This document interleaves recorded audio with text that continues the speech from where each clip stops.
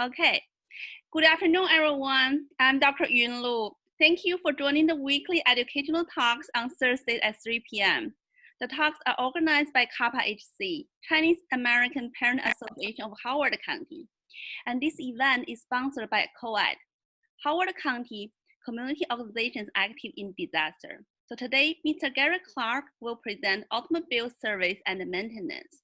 Mr. Clark is a longtime resident of Howard County. He purchased his first gas station with service in 1980 and has owned his business ever since then. Mr. Clark has been a business owner for 40 years and has been professionally repairing cars for 48 years. Today, Mr. Clark will talk about car maintenance and repair. Welcome, Mr. Clark.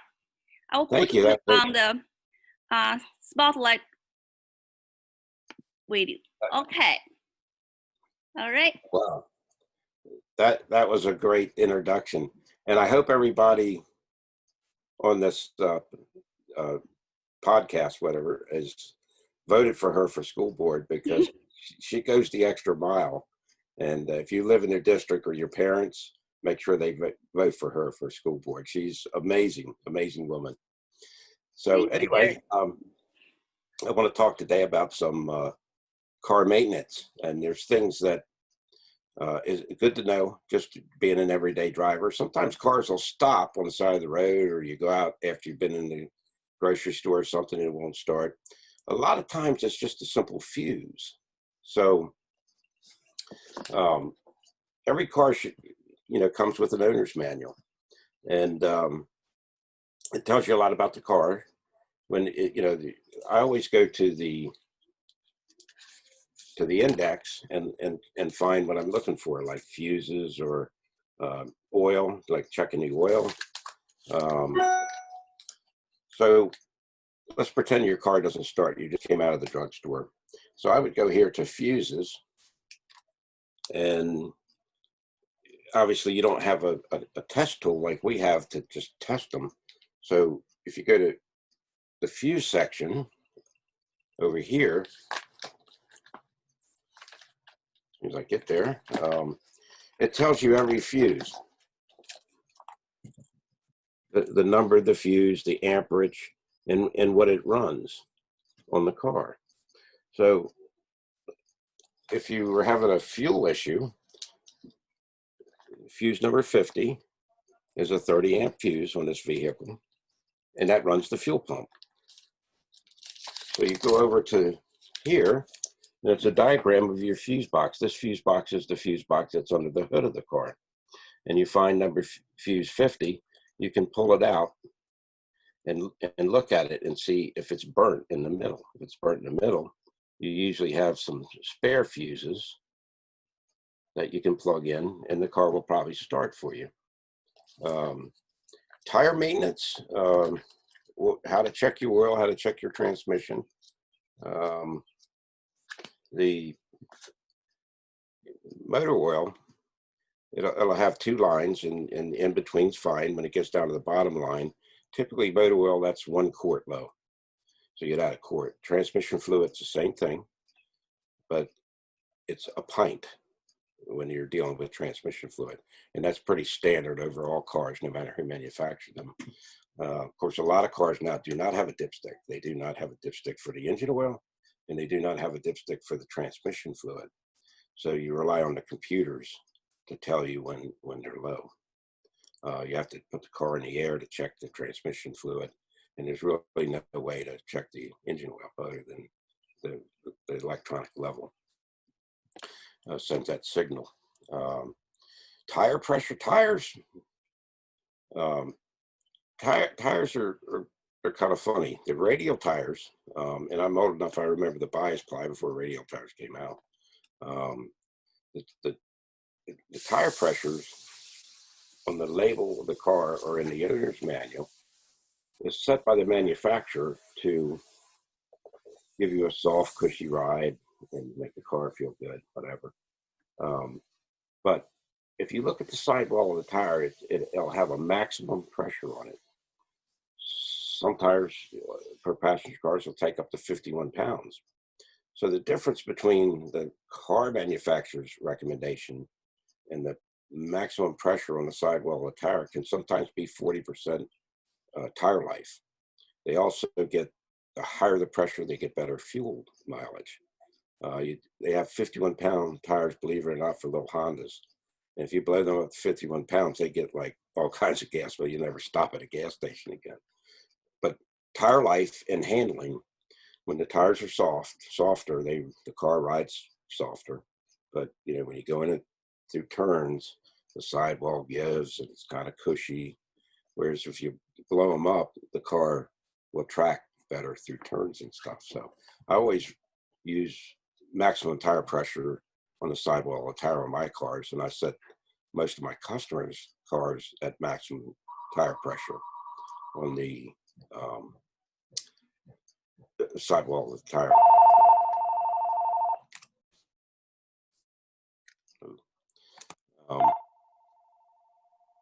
Sorry about that.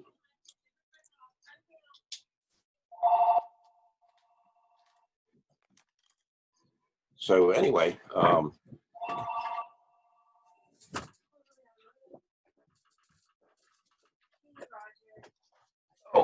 tires. We were talking about tires. For example, I went to the motorcycle rally out in Sturgis, South Dakota, and I was trailering a trailer with like four or five motorcycles on it, heavyweight. And it was back when Firestone was having the tire issue, blowouts.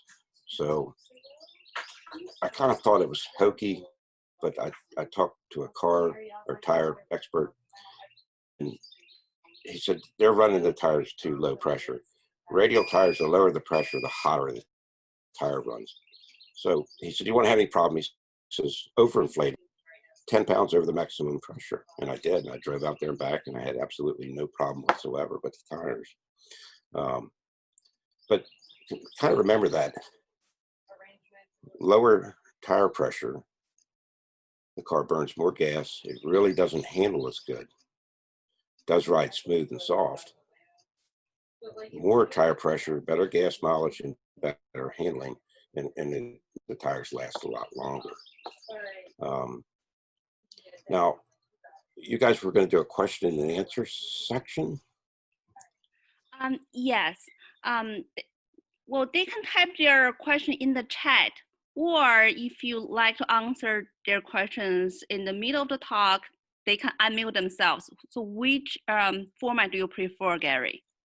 Do you prefer to leave the question at the end, or you prefer them ask you questions during the session?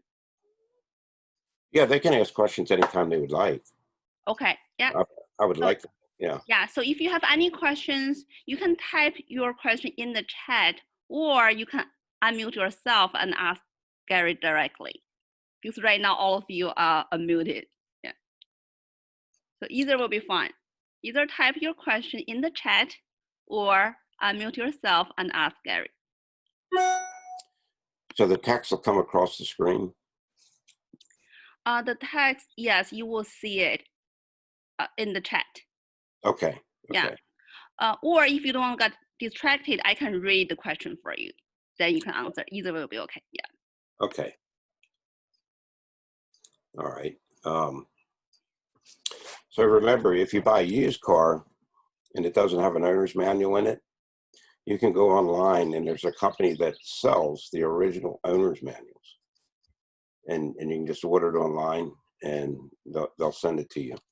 But this is like, you know, this is like the Bible for the car you're driving, and it's got all the information you need. One thing I did want to say, obviously I run a independent repair shop, and a lot of times when you're buying a new car, the car salesman, or as you go through their process, they'll try to lead you to believe to maintain your warranty, you have to come back to the dealer.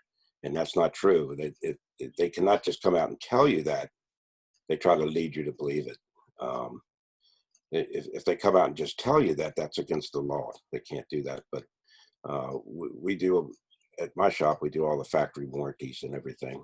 Not the warranty, but the maintenance. And I have a computer program in it, and I look up and it tells you exactly what needs to be done to the car at what interval. It should also tell you in the owner's manual what to do. A lot of times the dealer will add on a lot of stuff that is not required by warranty. Oh, that's you typing. Okay. Yeah, that's me. I was typing. I was telling everyone if they have any questions for you, they can type in the chat or unmute themselves and ask you directly. Yeah. Hey, Gary, can I ask a question? Yes. So this is Sherry. So sometimes once when I drive the car, there's a sensor for the tire pressure, and that the light was on. So at that time I was actually on the highway. So I have to find a chance and park on the shoulder, and I look at the tires, that's fine. But want to make sure it's okay because I was driving to Ocean City. Yeah. So later I go back to the highway and come down to in a auto space and ask them to check the pressure. But they said the tire pressure was fine. Yeah. In a good range. So is that very common? The sensor will go to wrong? That happens quite often. It actually takes a separate scan tool to plug in, and you go through the car's computer now to reset that. Sometimes they need to be reset manually, but with the computer. A lot of cars are set up where if you equalize the pressure, after you drive 2 or 3 miles, the light will go out on its own. But that system is a real pain. It's a sensor inside the wheel. It has a little battery in it, like I don't know, a hearing aid battery or something like that, maybe a watch battery. And over time, that battery gets weak, and then they'll start failing. And of course, they're sealed. You can't just put a new battery in them. You have to replace the whole sensor, and then you have to program that sensor to the car's computer. It's not complicated. We do it all the time, but for the average person that doesn't have access to equipment like that, it can be a real nuisance. It's a good system to have. See, radial tires, if you're at highway speed and they drop below 19 pounds, they overheat, and that's how they blow out. If you keep them pumped up real with a lot of air, they run cooler, and they'll never fail. They'll never fail on you. New tires are very reliable as far as blowouts and things like that. But where do you live? I live in Columbia. Yeah. Do you know where Burtonsville is? I don't know. Down 29 South. We're about 10 minutes from Columbia, but okay. Yeah. If you call me and tell me you're coming, I can take the scan tool and test and tell you if it's a bad sensor or not. Okay. Yeah. Sensors, and then if it's not a bad sensor, we'll just tell it to do its job again. Okay. Yeah. Thank you. Thank you. Any other aspects about maintenance or cars that somebody might want to know about? Another thing I want to ask, and probably not relative to the car maintenance, but sometimes when people buy cars, currently there's a lot of agents list, all kinds of cars and price on internet.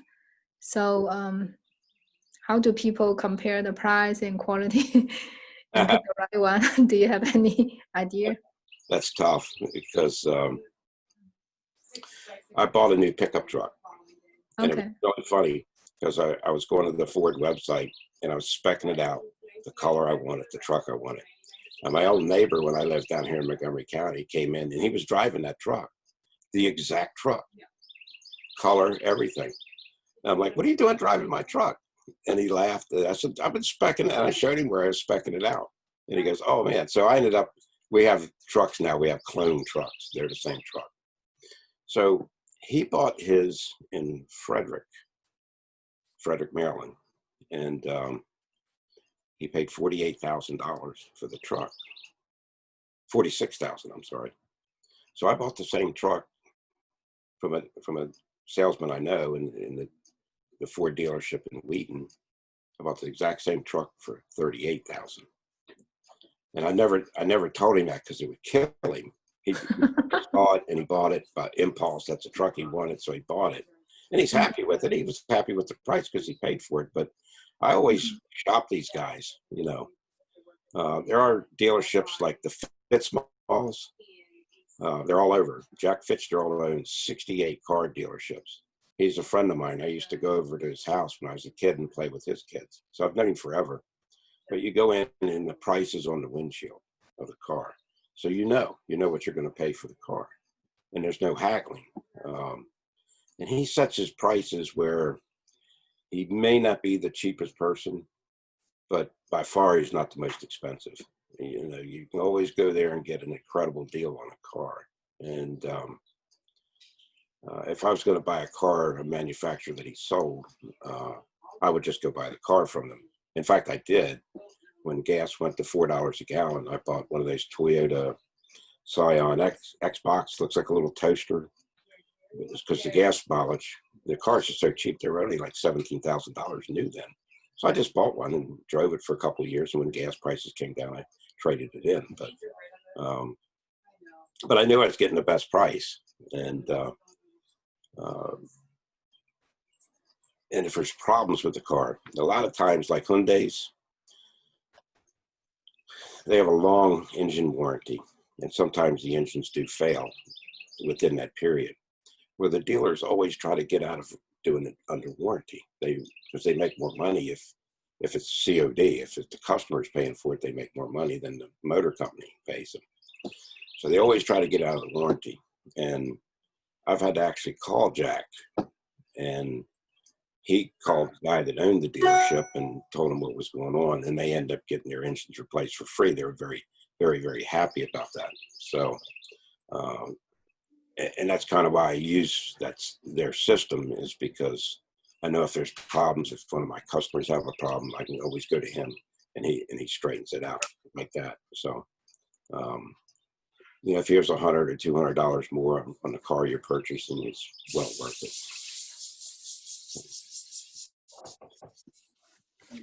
Gary, we have more questions in the chat. Can you see the chat yourself? Or can I read a question for you? Yeah, if you could read them. I don't see it.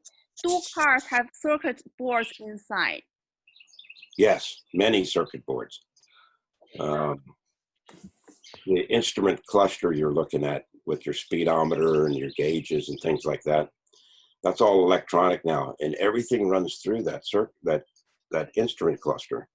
In fact, when they fail, a lot of times the car won't start and run. So things like the computer needs to know if the car's setting at a light or if you're driving down the road 50 miles an hour, and that's how it adjusts everything, the engine timing and fuel trim and things like that. And it also, the transmissions now are totally electronic. They only do what the computer of the car tells them to do. They shift when they're supposed to, but many circuit boards. A lot of automatic transmissions have a circuit board inside the transmission. But yeah, there's many circuit boards.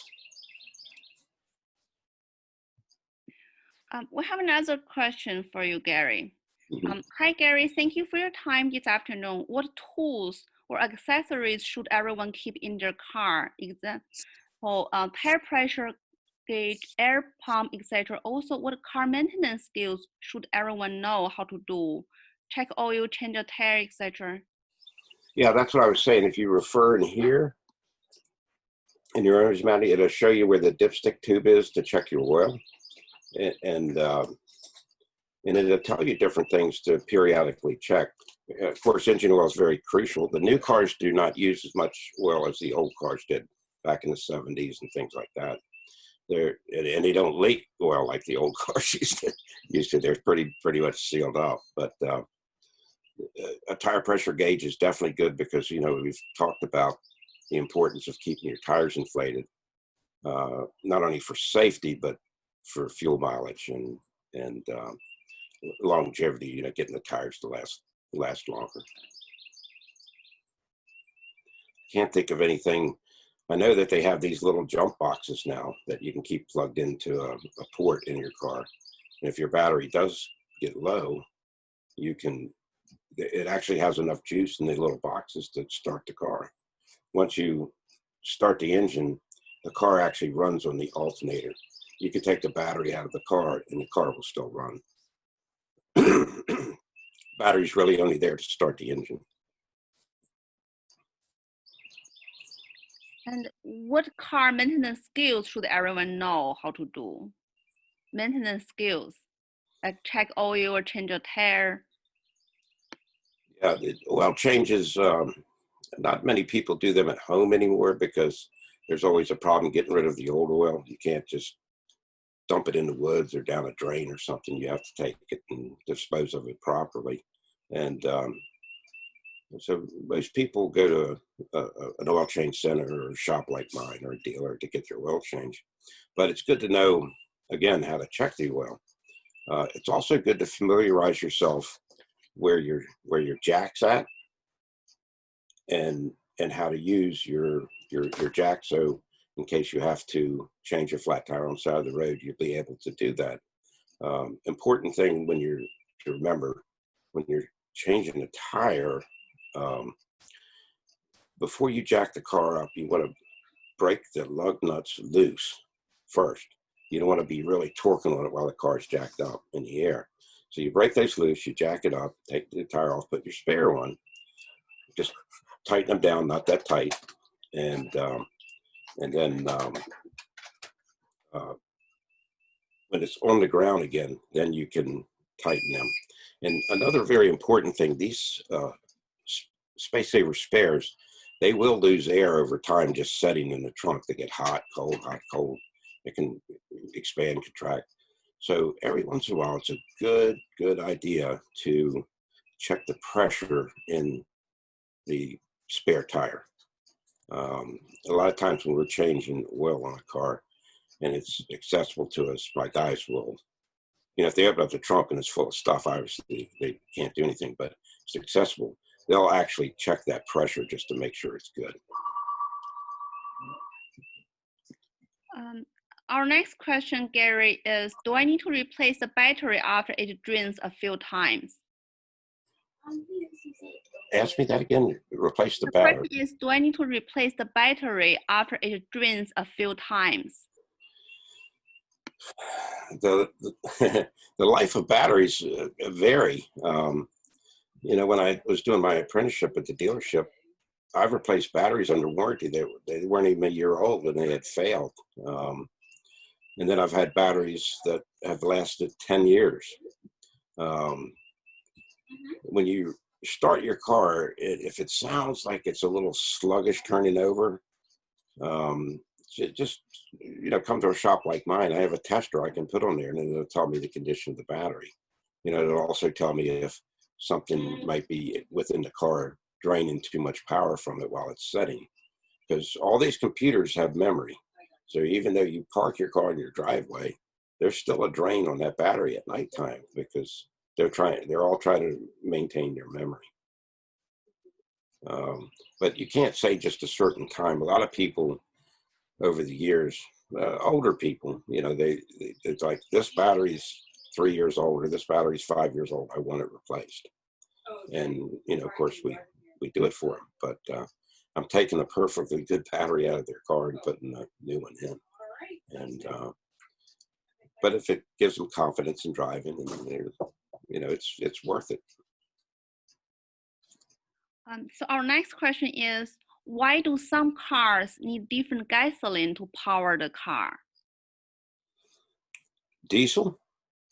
No, I think about different types of gasoline, right? So there are different grades. Yeah. So why do some cars need different gasoline to power the car? I would say 80% of the cars that are built now will run on just regular gas, 87 octane.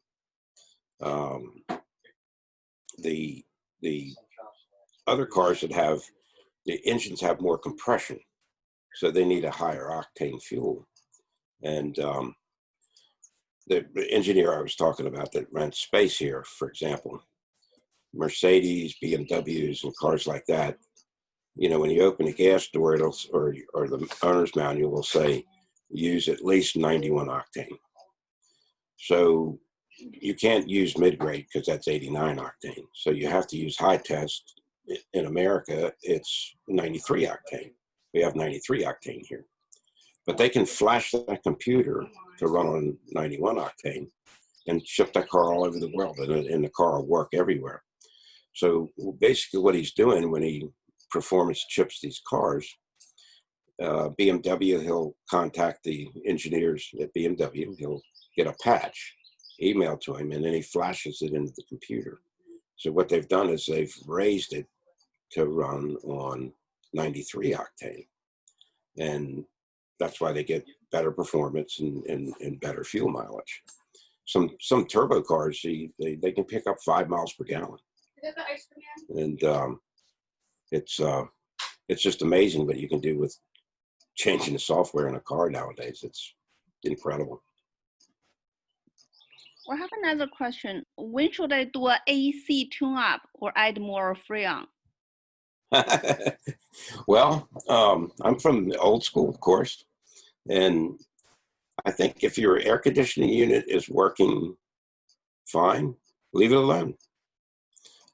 If it's not blowing as cold as it should be, then, we need to check and see why. It could be low on Freon. The little blend doors under the dash may not be closing all the way and allowing some heat to get through. We had a Toyota in here today that the AC was not working. And we found out it was the control head on the dash that was bad. So we have to get a control head for it and just replace it, and it's going to be fine. But he needs no physical air conditioning work. The compressor's fine, the Freon's fine, all that's fine, because we can jump it over and take the readings, the high side pressure and the low side pressure, and we know that that's working. So there's really no maintenance you do on air conditioning. You just address the problem as it occurs. Our next question is, how come Teslas need batteries and not gasoline? Well, because they're electric car. They're very nice cars too. I've driven them, and they're well made. They're good cars. But they have electric motors. They do not have an internal combustion engine like in a conventional car. So it's kind of like a little slot car that would run around the racetrack. It's just electric motors in them, and they've made great improvements on all that. I drive a hybrid Ford Fusion, and the car's been the best car I've ever owned, and it gets extremely good gas mileage. I get consistently over 50 miles per gallon. But sometimes I'm driving the car, it's running on the electric motor, and then sometimes it's running on the gasoline engine. And sometimes they both work together. Yeah, so our next question is also related to Tesla. What kind of maintenance you have to do on Teslas? There's no maintenance on a Tesla. A friend of mine showed me, he drove his down, he wanted me to drive the car.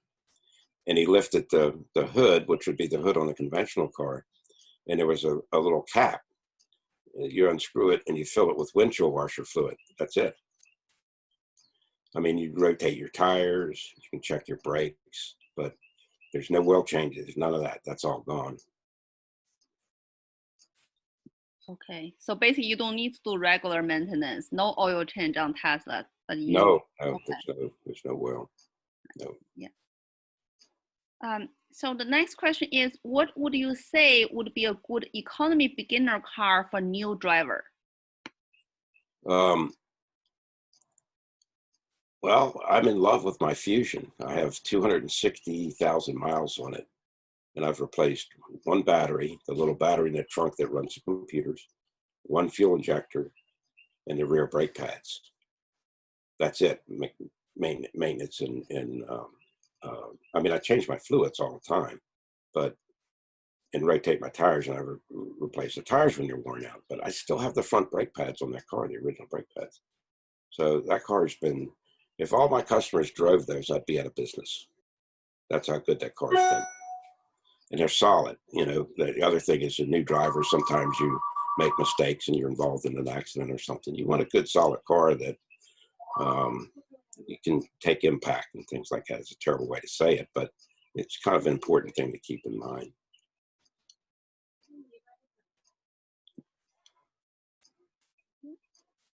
So for new drivers, what suggestions do you have for them? Because we have many high schoolers who just learn how to drive. So what suggestions or recommendations you have for them? Try to focus on the speed limit and practice doing the speed limit. I used to teach people to drive many years ago, and everybody says, well, aren't you afraid they don't know how to drive and you're going out on the road with them? Well, no, because they were very careful, and and I watched for them to make mistakes, and I would correct them before something happened. But after they've been driving a few months, they all become like Mario Andretti, and they're flying down the road. My own daughter, she got her license, and in the first 6 weeks, she got 6 points on her license. So I had to slow her down. And but she drove real careful for the first 2 or 3 weeks, and when she got to feel the car and how it would stop, go, and corner, she drove real fast. I used to race cars, and I've taken her to a lot of races since she was a baby, and she just thinks that's how you're supposed to drive. I guess, I don't know. Gary, I also want to ask a question. So when you mentioned like a high schoolers learning driving, I want to ask usually what age is suitable for motorcycle driving? Because recently high school students has a car accident when he drive a motorcycle to school. So usually from a parent's point of view, I feel a little bit danger, without the doors around me. But from your point of view, can you talk about the difference for driving a just regular car and a motorcycle, and how to drive that safely? Yeah, well, again, new drivers have a tendency to speed up and slow down, and then they have to learn how to maintain speed, and they can practice that by doing a speed limit. If it's 40, concentrate on keeping it right at 40 miles an hour. Obviously, the difference in a car and a motorcycle, you have no metal around you. And, I started riding motorcycles when I was about 12 years old. And fortunately, I was 21 or 22 before I had my first accident on the street. And when I raced dirt bikes, I used to wreck 10 times a day and get up and dust myself off and do it again.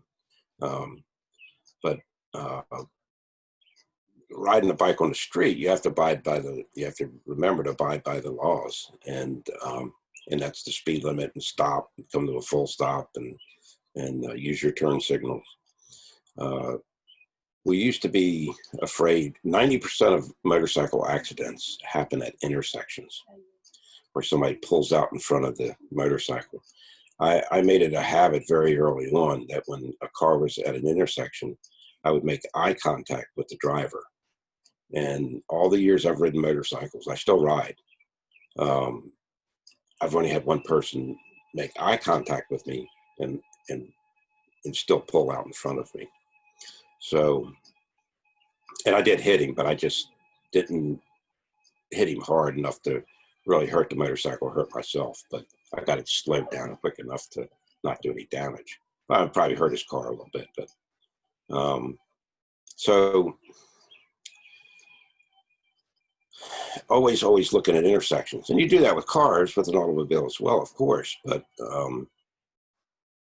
now what constitutes an intersection for a motorcycle? You can be driving through the rural part of Howard County where I live, and it's all woods on both sides, but the deer, I'm now more afraid of deer than I am cars. So I constantly, that's an intersection. So no matter where you're at, there's always an intersection now because of the deer population. The other thing is when I'm at a traffic light, I have a tendency to watch my mirrors because a lot of people will for some reason hit a motorcycle at a light. And I mean, they hit cars too, but you know, again, you have metal around you and you have some crash protection in the car.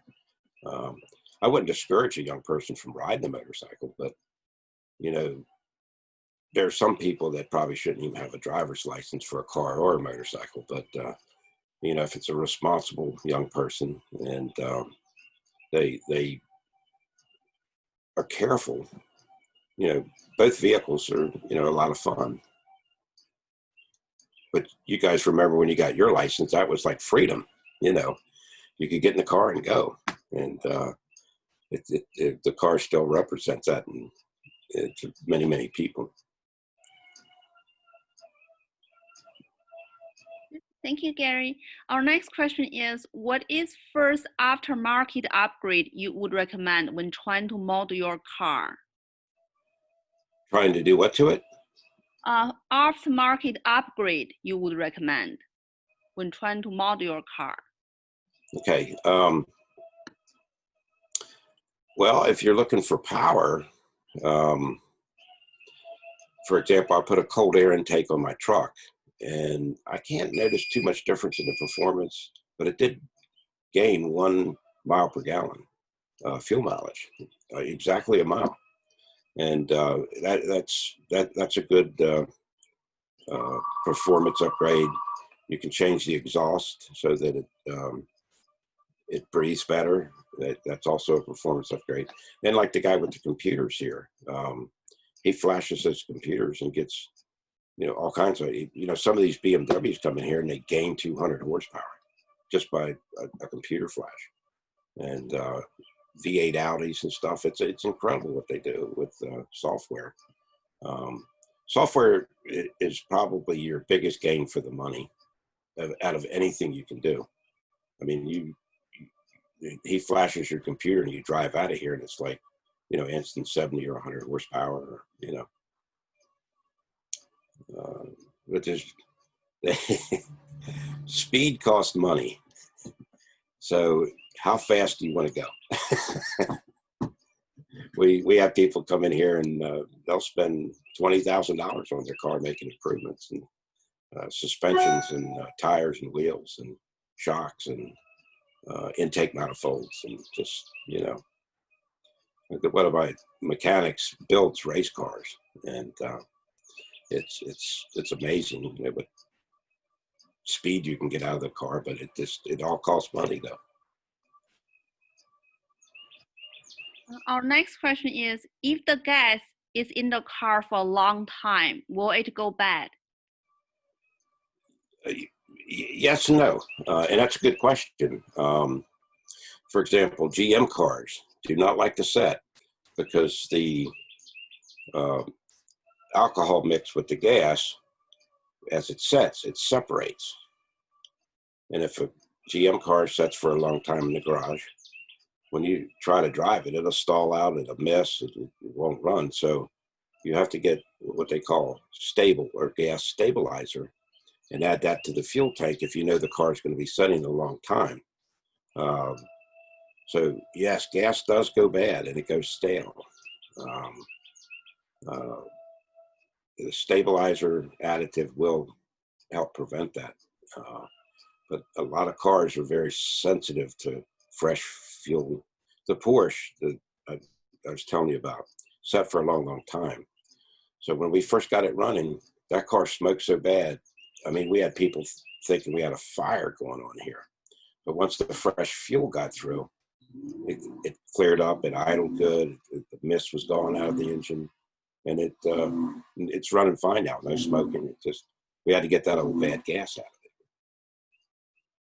it. Our next question is, what are the stuff that boots out of the car in the back? Oh, I'm sorry. Something pinged while you were talking. Oh, okay.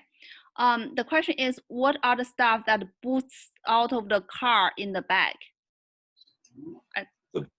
Boots? Boost out of the car in the back. So I think they're asking about the stuff that coming out of the car in the back when the car is running. Oh, the smoke? Steam? I guess, yeah. Okay.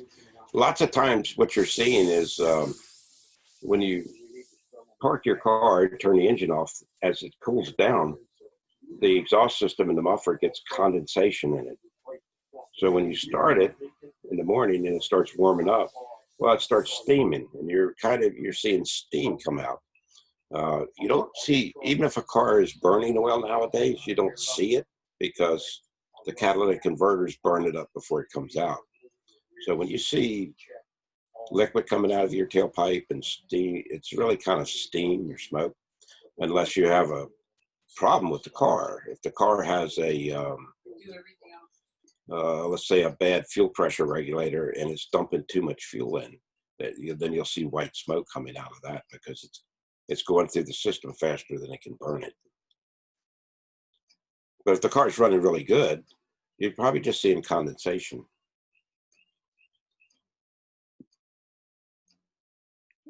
Yeah, so I think the follow-up question is, why does the steam come out of the back? I think you already answered the question, right? Yeah. Yeah, it's exhaust blowing it out, yeah. Yeah. And our next question is, does octane booster work, or is it gimmick? Back many, many years ago, it did work, but it's usually alcohol based.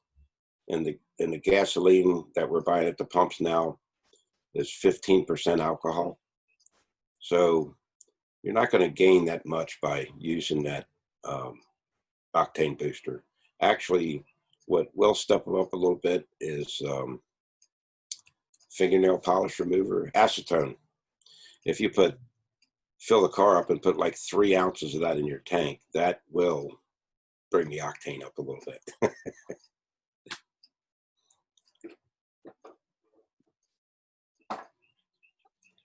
Well, thank you so much, Gary. It's really interesting talk, and thank you for answering all the questions. Yeah, it's an honor. It really is. It's really an honor to be on here today and to be able to talk to students and guide them along and help them. So yeah. I don't know if you have one more question, Gary. Yes. The question is, I got a flat tire last week and I found my spare tire that is more than 14 years old. I bought the car in 2005. The car is year 2006. This is my first time got flat tire. What I can do for this old or with new spare tire? Sometimes I keep old tires around here just for that purpose. Again, it's important to keep your spare tire inflated. And I'll give you a perfect example because it happened to me. What happened to my daughter? She never checked her spare tire pressure, so she had a flat. So her and her husband get out, they change the tire. And they didn't get a quarter mile down the road, and that spare tire overheated and blew out. So then they had to call me to bring another tire and help get them off the road. So back to what we talked about earlier, pressures are very, very important in all the tires, including the spare tire. If a spare tire's been in your trunk, never used for 15 or 20 years, chances are, if it's fully inflated, it's still going to be okay. The trunk area acts as kind of it protects it, from the elements, and it's not like the car, like some Jeeps you see that spare tires bolt to the back of the Jeep where it's out in the elements. And so that old spare could be good, but it's even a brand new tire. If it's only got 15, 20, less than 20 pounds in it, it's going to overheat and blow out. Okay, so pressure is important. Make sure we check the pressure regularly. Very important, very, very important. And you can see on the sidewall of every tire, it says maximum tire pressure. And some tires are 36-pound tires, some of them are 41-pound tires, some of them are 51-pound tires. So you're actually better off if it's a 51-pound tire running 60 pounds of air in it than running 20 pounds of air in it, because overinflation will not hurt the tire. Underinflation will take it right out. Okay, yeah. So basically, the maximum pressure, tire pressure is not the upper limit. So we can go above that upper limit. You can go over that. I mean, I'm not officially recommending it, Okay. because, you know, like the tires on my truck are 51-pound tires, and I put 51 pounds in them, as opposed to the manufacturer says, I don't know, 36 in the front and 41 in the back or something, or 42 in the back. But using the car manufacturer's recommendation, the tires do run hotter and they wear out quicker. Okay. Our next question is, how do cars drive when the wheel is flat? Not very well. Not very well. They're designed to have 4 tires, not 3. You can drive it enough to get it off the road, but you don't want to continue driving on it, because you'll end up destroying the tire will start coming apart, and the rubber will slap and hurt the paint on the car, and it'll destroy the wheel. Some of these aluminum wheels on cars are very expensive. They're very expensive to buy, so you don't want to try to drive it down the road. You need to pull over and call somebody and get some help to come out and change the tire. Or if you can't do it, if you can, again, if you go to the owner's manual, and if you're not driving it, go to your parents' car, go to the owner's manual, and the index, it'll tell you all about the spare. And if your parents are cool, maybe they'll let you change the tire in the driveway just to do it. I've gone out to these groups in these neighborhoods, like it was a ladies sewing group or something, and I talked to them about car maintenance and stuff, and we actually went out and put the spare on one of the ladies' cars, so that they could kind of see how it was done. And so it doesn't hurt to practice. Practice makes perfect. Yeah.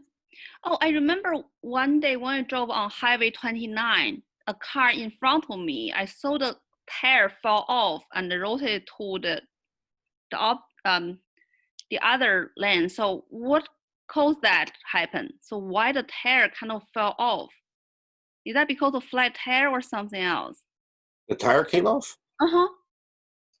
Yeah, a tire came off. The car in front of me. I was pretty much scared. Yeah, that would scare me, because you don't know where that tire's going and wheel's going. So if the wheel and tire came off, it means somebody rotated the tires or put the tires on and forgot to tighten that one down. Oh. And that's happened. It has happened. That's very dangerous. Oh yeah. Yeah.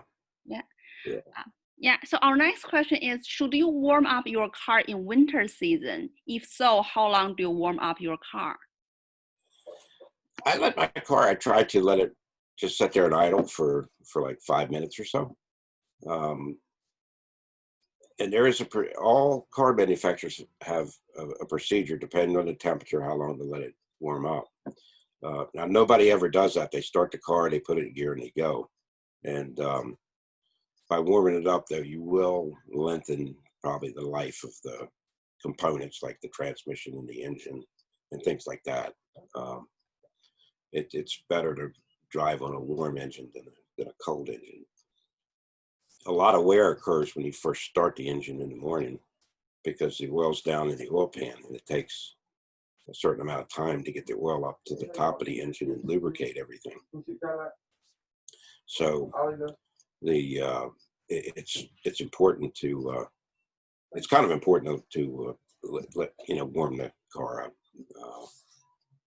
But I don't always do it myself, and I know a lot of people don't. But old cars that had chokes, people had a tendency to let them warm up a little bit. But the computer-operated cars, you start them and go. Okay, so our next question is underglow legal in Maryland? I don't think so. I think that, well, I have a law book right here, and I could look it up. It might take a few minutes though. But if there's a repair shop in your area, or if you give them my phone number here, I can look that up and answer that question. I'm a Maryland inspector, but I've never encountered a car with underglow that I was inspecting. And if I did, I would have to go and revert back to the law book and find that information out. And they're welcome to call me, and I'll look it up, but it'll take a few minutes to look it up because I'm going through boring law books, right? Okay, so our next and the last question is, why do cars need gasoline? Why do they need gasoline? Mm-hmm. Well, it all revolves around that internal combustion engine. And what happens is, now new cars, they don't have carburetors, they have fuel injector.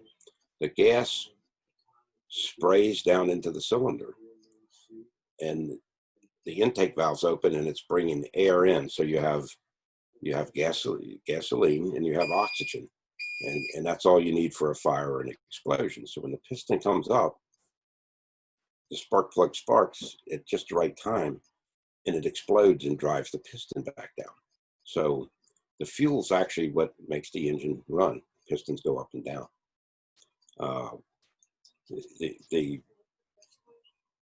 If you run out of fuel, the engine won't run. Or if you put your hand over the top where the air comes in, it'll quit running as well, because it needs those, for a fire, you need oxygen and fuel, right?